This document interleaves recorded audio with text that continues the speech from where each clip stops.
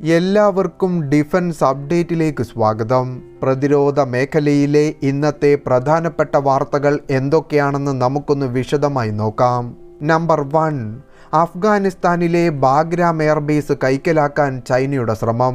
ഈ നീക്കത്തിനെതിരെ ഇന്ത്യ ഉൾപ്പെടുന്ന ക്വാഡ് സഖ്യം തയ്യാറെടുക്കുന്നുവെന്ന് റിപ്പോർട്ട്.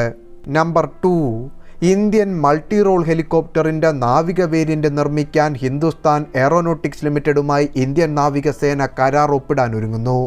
നമ്പർ 3, ഇന്ത്യയുടെ സ്വിഫ്റ്റ് UAV എത്തുന്നു. ഇന്ത്യയുടെ വരാനിരിക്കുന്ന അൺമാൻഡ് സ്റ്റെൽത്ത് ബോംബറായ സ്വിഫ്റ്റ് UAVയുടെ പരീക്ഷണങ്ങൾ പൂർത്തിയായി. നമ്പർ 4, ആദ്യത്തെ തദ്ദേശീയ നേവൽ ആൻറ്റി ഡ്രോൺ സിസ്റ്റം വിതരണം ചെയ്യുന്നതിനായി ഭാരത് ഇലക്ട്രോണിക്സ് ലിമിറ്റഡുമായി ഇന്ത്യൻ നാവികസേന കരാർ ഒപ്പിട്ടു. അഫ്ഗാനിസ്ഥാനിൽ താലിബാൻ അധികാരം തിരിച്ചുപിടിച്ചതിന് ശേഷം 2 പതിറ്റാണ്ടായി അമേരിക്കയുടെ നിയന്ത്രണത്തിലുള്ള ബാഗ്രാം വ്യോമസേനാ താവളം ഏറ്റെടുക്കാൻ ചൈന നീക്കം നടത്തുന്നുവെന്നും ആ നീക്കത്തെ സൂക്ഷ്മമായി നിരീക്ഷിക്കേണ്ടതുണ്ടെന്നും ഒരു മുൻ അമേരിക്കൻ നയതന്ത്രജ്ഞൻ സൂചിപ്പിക്കുന്നു. അമേരിക്കൻ പ്രസിഡന്റ് ജോ ബൈഡന്റെ ഭരണകൂടം തങ്ങളുടെ പ്രധാന സുഹൃത്തുക്കളായ ഇന്ത്യ, ജപ്പാൻ, ഓസ്ട്രേലിയ തുടങ്ങിയ സഖ്യകക്ഷികളുമായി ബന്ധപ്പെടാനും അമേരിക്കയ്ക്ക് അവരുടെ പിന്തുണയുണ്ടെന്ന് ഉറപ്പുവരുത്താനും സമയമായി എന്ന് ഐക്യരാഷ്ട്രസഭയിലെ അമേരിക്കയുടെ മുൻ പ്രതിനിധിയായ നിക്കി ഹാലി ബുധനാഴ്ച ഫോക്സ് ന്യൂസിനോട് പറഞ്ഞു. ആദ്യം ചെയ്യേണ്ടത് അമേരിക്ക തങ്ങളുടെ സഖ്യകക്ഷികളായ Taiwan, Ukraine, Israel, India, Australia, Japan എന്നിവരുമായി ബന്ധപ്പെടുകയും തങ്ങൾക്ക് അവരുടെ പിന്തുണയുണ്ടെന്ന് ഉറപ്പുവരുത്തുകയുമാണ് വേണ്ടതെന്ന് ഹാലി വ്യക്തമാക്കുന്നു. രണ്ടാമതായി, ലോകമെമ്പാടുമുള്ള തീവ്രവാദ വിരുദ്ധ ശ്രമമാണ് തങ്ങൾ നടത്തിക്കൊണ്ടിരിക്കുന്നതെന്ന് അമേരിക്ക ഉറപ്പുവരുത്തേണ്ടതുണ്ട് എന്നും ഹാലി പറയുന്നു. അതിനാൽ ബാഗ്രാം എയർഫോഴ്സ് ബേസിനായി ചൈന ഒരു നീക്കം നടത്തുന്നത് നമ്മൾ തിരിച്ചറിയണമെന്നും അതിനുള്ള പ്രതിവിധികൾ സഖ്യകക്ഷികൾക്കൊപ്പം തീരുമാനിക്കണമെന്നും ഹാലി അഭിപ്രായപ്പെടുന്നു. ചൈന അഫ്ഗാനിസ്ഥാനിൽ ഒരു നീക്കം നടത്തുകയും ഈ നീക്കം വഴി ഇന്ത്യക്കെതിരെ പോരാടാൻ പാകിസ്ഥാനെ ശക്തിപ്പെടുത്താൻ ശ്രമിക്കുകയും ചെയ്യുക എന്നതാണ് ഇതിനു പിന്നിലെ ചൈനയുടെ യഥാർത്ഥ തന്ത്രം. അതിനാൽ നമ്മുടെ സഖ്യകക്ഷികളെ ശക്തിപ്പെടുത്തുക, ആ ബന്ധങ്ങൾ ശക്തിപ്പെടുത്തുക, നമ്മുടെ സൈന്യത്തെ നവീകരിക്കുക, സൈബർ കുറ്റകൃത്യങ്ങൾക്കും തീവ്രവാദ കുറ്റകൃത്യങ്ങൾക്കുമെതിരായി തങ്ങൾ തയ്യാറാണെന്ന് ഉറപ്പുവരുത്തുകയും ചെയ്യണമെന്ന് അവർ സൂചിപ്പിക്കുന്നു. ഇതിനു പുറമെ അഫ്ഗാനിസ്ഥാനിൽ നിന്നും അമേരിക്കൻ സേനയെ അനാവശ്യമായി പിൻവലിച്ചതിന് നിക്കി ഹാലി ബൈഡനെ കുറ്റപ്പെടുത്തുകയും ചെയ്തു. അടുത്ത അപ്ഡേറ്റ് നോക്കാം. ഇന്ത്യൻ മൾട്ടി റോൾ ഹെലികോപ്റ്റർ എന്ന പുതിയ heavy class multi role helicopter വികസിപ്പിക്കാനുള്ള സർക്കാർ ഉടമസ്ഥതയിലുള്ള ഹിന്ദുസ്ഥാൻ എയറോനോട്ടിക്സ് ലിമിറ്റഡിന്റെ നിർദ്ദേശത്തെ ഇന്ത്യൻ നാവികസേന ഇപ്പോൾ പിന്തുണയ്ക്കുകയും അവയ്ക്കൊപ്പം ചേരുകയും ചെയ്യുന്നു. അതിനാൽ നിലവിൽ തുടരുന്ന പ്രാഥമിക സേവനങ്ങളുടെ ഗുണപരമായ ആവശ്യകതകൾ അടിസ്ഥാനമാക്കിയുള്ള 2029 ഉൽപാദനത്തിൽ പ്രവേശിക്കുമെന്ന് കരുതപ്പെടുന്ന കരസേനയുടെയും വ്യോമസേനയുടെയും നിലവിലെ ഡിസൈൻ കോൺഫിഗറേഷൻ HAL മരവിപ്പിക്കുമെന്ന് പ്രതീക്ഷിക്കപ്പെടുന്നു. ആർമി, എയർഫോഴ്സ് വേരിയന്റുകൾ ഉപയോക്തൃ ആവശ്യങ്ങൾക്കനുസൃതമായി ചെറിയ മാറ്റങ്ങളുണ്ടെങ്കിലും കോൺഫിഗറേഷനിൽ ഏതാണ്ട് സമാനമായിരിക്കുമെന്ന് പറയപ്പെടുന്നു.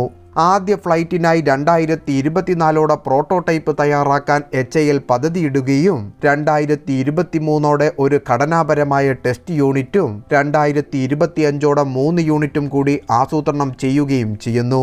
നാവിക വേരിയന്റ് നിലവിലെ കോൺഫിഗറേഷനേക്കാൾ വലുതായിരിക്കും.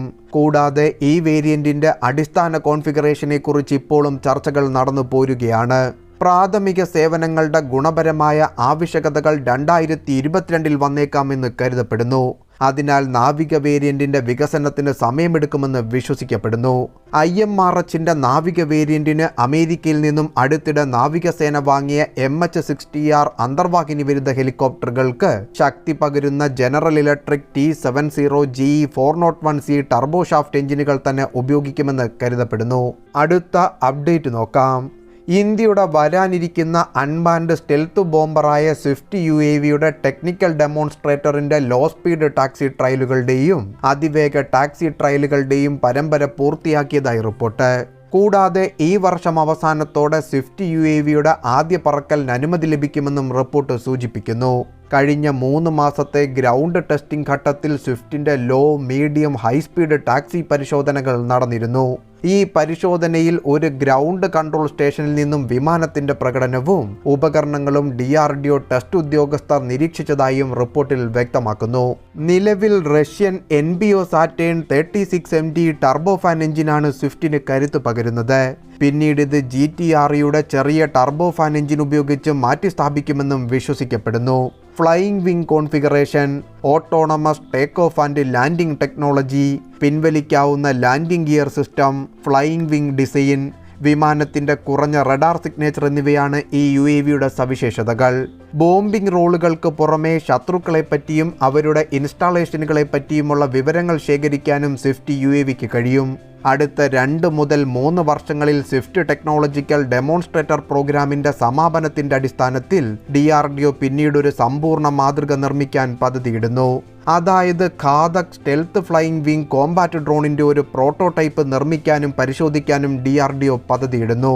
കൂടാതെ 46 kN ഊർജ്ജം ഉൽപ്പാദിപ്പിക്കുന്ന ഒരു ഡ്രൈ കാവേരി എഞ്ചിൻ സംയോജിപ്പിച്ച ഘാതക് ഡ്രോണിന്റെ ഫ്ലൈറ്റ് പരീക്ഷണങ്ങൾ 2025 നടക്കുമെന്നും DRDO വ്യക്തമാക്കുന്നു. അടുത്ത അപ്ഡേറ്റ് നോക്കാം. ഹാർഡ് കിൽ, സോഫ്റ്റ് കിൽ കഴിവുകളുള്ള ആദ്യത്തെ തദ്ദേശീയ നേവൽ ആന്റി ഡ്രോൺ സിസ്റ്റം വിതരണം ചെയ്യുന്നതിനായി ഭാരത് ഇലക്ട്രോണിക്സ് ലിമിറ്റഡുമായി ഇന്ത്യൻ നാവികസേന 2021 ഓഗസ്റ്റ് 31 ന്യൂഡൽഹിയിൽ ഒരു പുതിയ കരാർ ഒപ്പിട്ടു. മുതിർന്ന നാവിക ഉദ്യോഗസ്ഥരുടെയും DRDO പ്രതിനിധികളുടെയും സാന്നിധ്യത്തിലാണ് ഈ കരാർ ഒപ്പിട്ടത്.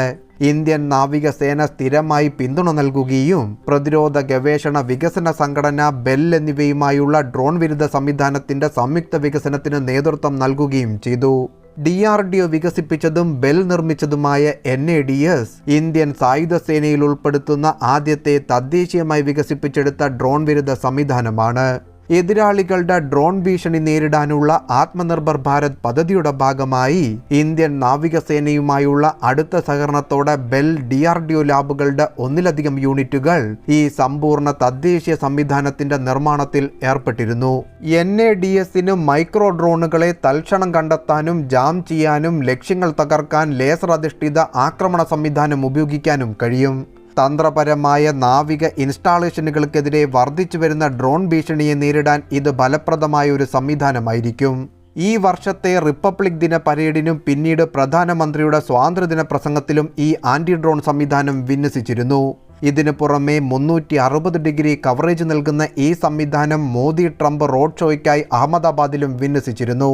മൈക്രോ ഡ്രോണുകളെ കണ്ടെത്തുന്നതിനും ജാം ചെയ്യുന്നതിനും റഡാർ, ഇലക്ട്രോ ഒപ്റ്റിക്കൽ, ഇൻഫ്രാറെഡ് സെൻസറുകളുടെയും റേഡിയോ ഫ്രീക്വൻസി ഡിറ്റക്ടറുകളുടെയും സഹായം NADS ഉപയോഗിക്കുന്നു. ഇതോടൊപ്പം DRDOയുടെ ഗ്ലോബൽ നാവിഗേഷൻ സാറ്റലൈറ്റ് സിസ്റ്റം ഉപയോഗിച്ച് ഡ്രോണുകളുടെ കൺട്രോളർ ഉപയോഗിക്കുന്ന ഫ്രീക്വൻസി കണ്ടുപിടിക്കുകയും സിഗ്നലുകളെ തടസ്സപ്പെടുത്തുകയും ചെയ്യുന്നു. അതിവേഗം ഉയർന്നു വരുന്ന വ്യോമ ഭീഷണികളെ നേരിടാൻ ഇന്ത്യൻ സായുധ സേനയ്ക്ക് സോഫ്റ്റ് കിൽ, ഹാർഡ് കിൽ ഓപ്ഷനുകൾ DRDOയുടെ ഈ ആന്റി ഡ്രോൺ ടെക്നോളജി സിസ്റ്റം നൽകുന്നു. NADSന്റെ സ്റ്റാറ്റിക് മൊബൈൽ പതിപ്പുകൾ കരാർ ഒപ്പിട്ട് ചുരുങ്ങിയ സമയത്തിനുള്ളിൽ ഇന്ത്യൻ നാവികസേനയ്ക്ക് എത്തിച്ചു നൽകുമെന്ന് ബെൽ ഉറപ്പ് നൽകുന്നു. പ്രതിരോധ മന്ത്രാലയത്തിലെയും ബെല്ലിലെയും മുതിർന്ന സൈനിക സിവിൽ ഉദ്യോഗസ്ഥർ ഈ ചടങ്ങിൽ പങ്കെടുത്തു. ഇതിനു പുറമെ കരസേനയും വ്യോമസേനയുമായും സമാനമായ കരാർ ഒപ്പിടാനുള്ള ഒരുക്കത്തിലാണ് ബെൽ നിലവിൽ.